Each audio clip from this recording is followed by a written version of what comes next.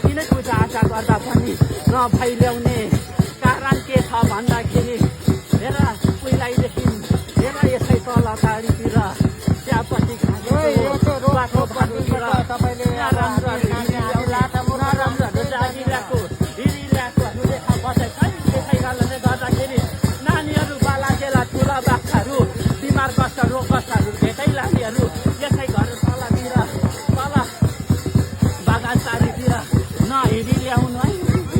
अब तपाईँले सम्हालेर लानुपर्छ, रोकटोक गरिदिनुपर्छ, गाउँमा दिनुहोस् भनेर हजुर गाउँमा दिनुहोस्, तपाईँले रोकटोक गर्नुपर्छ।